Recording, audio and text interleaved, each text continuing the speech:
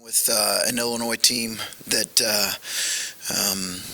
is really good, really talented, well coached, tough, obviously really, really hard to play, home or road, but certainly in that environment. And have a really, really passionate fan base that always shows up. I think their wing strength, their wing ability is really impressive, and what has carried them. I know, like a lot of teams in college basketball, they've had some times where maybe they've struggled with a relatively new group or a lot of new faces, but a really good team.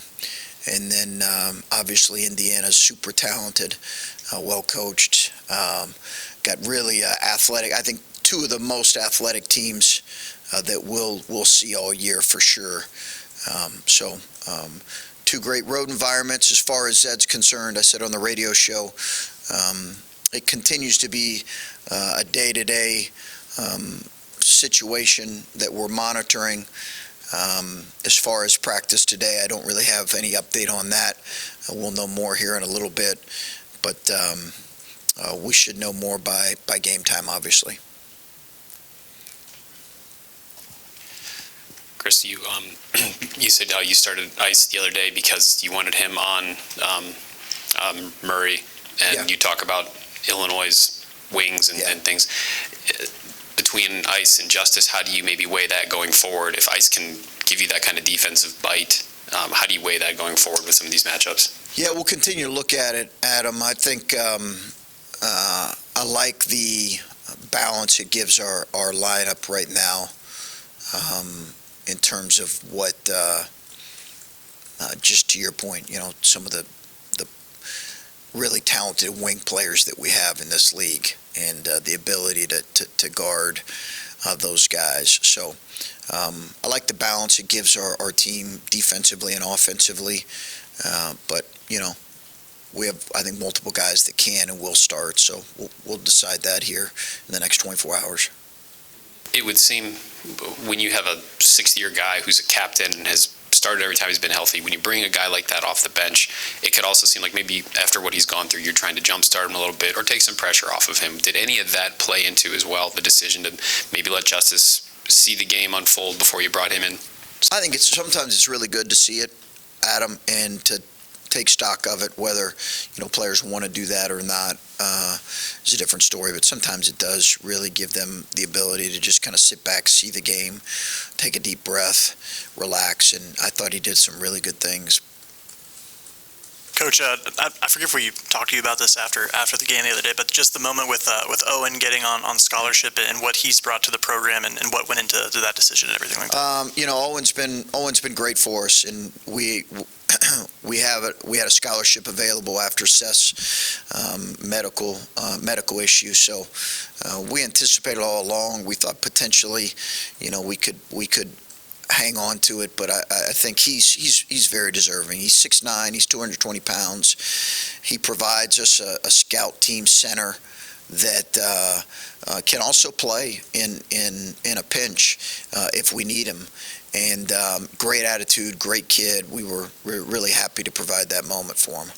How much communication have you had with Seth, I guess, since the year? So he's been at a lot of games, obviously. Yeah. It's great to see him. I haven't talked to him a whole lot, but it was great to see Seth. He sits behind our bench a lot, and it was great to see him at the game. I think he might have been there with his girlfriend. It was great to see him at the game. He's obviously still a big part of this program.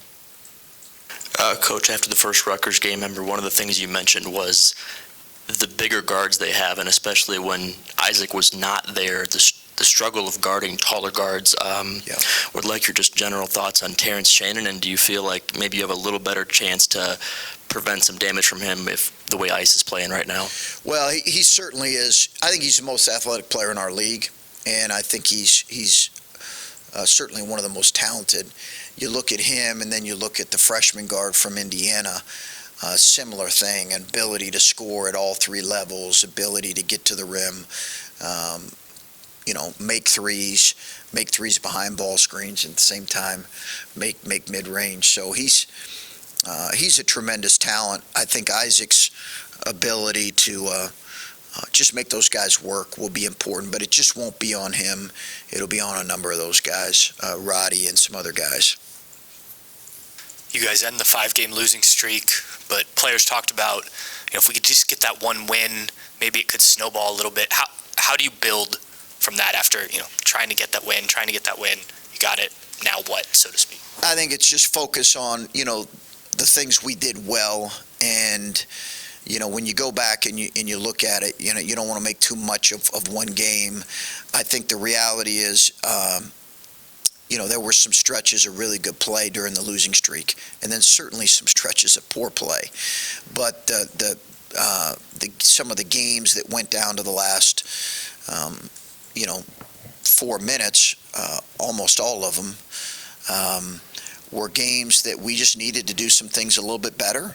Sometimes you get beat, sometimes you need to do things a little bit better, and that's been our focus in trying to correct some of those things. I thought we did a good job attacking Iowa's pressure. We did a good job expanding the lead once it got from 6 to 8, 8 to 10, to kind of getting it out of reach there in the last 4 minutes against a really good offensive team. So there's some good things that were done, but there's some things we got to improve on as well, and that's the focus. Mentioned several times, you mentioned on the radio show, starting 3 freshmen and obviously 4 playing a lot. Does that increase the kind of ebbs and flows a team tends to go through when you have young guys like that playing quite a bit? I think it does, but they've also played not a lot right now where we should start to see less of that. Again, they're still freshmen, but we've played them a lot, and we should start to see some more. I do think there's a fatigue element to some of this, but that you just, as an older kid, you don't experience as much. And I don't have the numbers part of it. I just don't remember us here, starting 3 freshmen that much outside of maybe, one game a few years ago with a bunch of injuries. So it is different. You guys have had 5 different starting rotations in the last 6 games. You mentioned how there's multiple guys that can start. Yeah.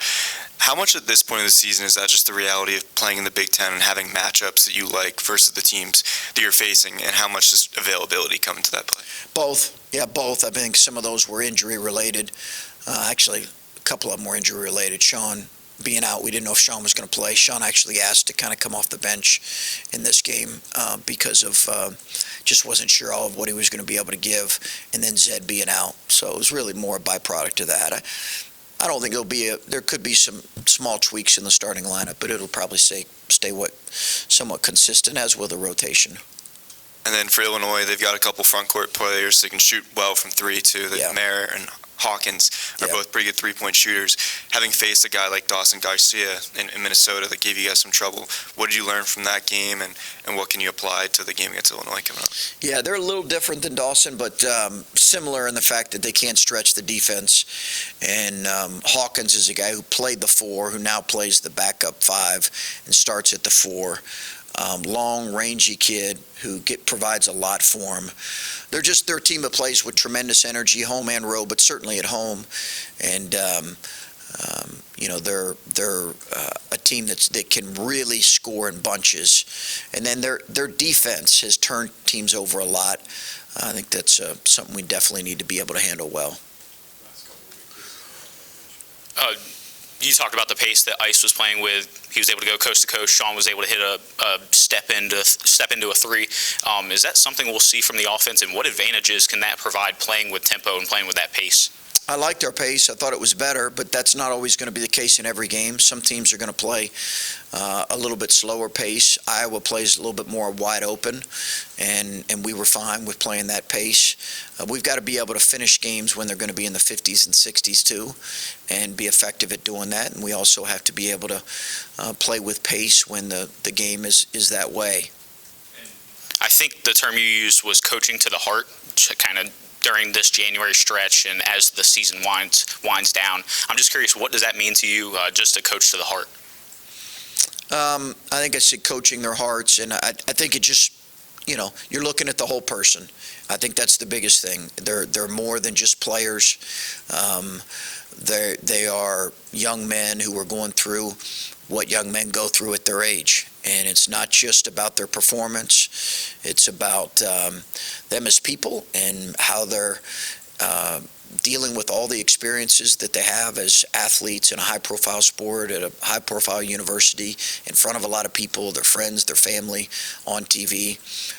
You're trying to coach their hearts. You want them to know that and feel that, and that's really the expectation for us as a staff, and hopefully we do that well. You mentioned with Sean him asking to come off the bench, but I'm sure you also had to feel good with how Roddy had done leading into the game that you felt comfortable starting him. Yeah. When Sean's status is maybe a little up in the air, what did you see from Roddy in that moment when he's had some tough games leading into this stretch? How did you see him attack that opportunity? He had really good couple days of practice. I think was probably excited about the opportunity to start at him, but also just had a couple really good days at practice, and I think it probably helped him being at home too, where you're just a little bit more comfortable as a young kid. His defense has been ahead of his offense. I think the game has been fast for him, but you can see glimpses of his talent. And that's what we've seen as coaches. You just see glimpses of his talent, and you're saying, boy, he's going to be a really good player. And he is. There's no question in my mind he's going to be a really good player.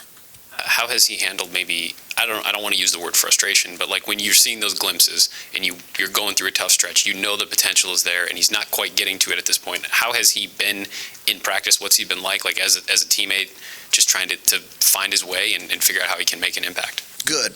He's got a great family who are really supportive and understand this is going to be a process. I think that helps the young man. He's really close with his family. He's got just a beautiful family that loves Roddy and supports him, and knows that there's a process to this, and knows that he's gonna grow into a really good player. So I think that helps him a lot. But it's a lot of conversations. Chris, follow up, Adam. More thing, but if you don't mind. Playing without Zed when you had to play without him, what did you learn in that short span there of like the Maryland game, that if he can't play tomorrow, if he can't play going forward for however long, what sort of things did that experience give you guys that you can build on? We missed his physicality and his ability to be physical over the course of the game. We got to figure out how to supplement that. We just missed his physicality. Zed can, have moments where, he can be frustrated with himself over missing easy, buckets or whatever, but in general, he provides a physical body, and that's really what we've missed, and we're going to have to supplement that if he's out. Chris, kind of veering from your own team, there's obviously going to be a huge game tonight in this building for the women's team hosting Iowa. What is your impression of their start? What has been your impression of their start? And kind of what kind of message do you have for Buckeye Nation for this game tonight? Oh, it's incredible. It's going to be a phenomenal game, and if you love college basketball, man, it would be a great game to watch. I wish I could be here to watch it. Two phenomenal teams that I think are really have a chance to cut down the nets. It's just going to be a phenomenal game. Should be a phenomenal environment. Some tremendously talented basketball players on display here tonight. So go Bucks.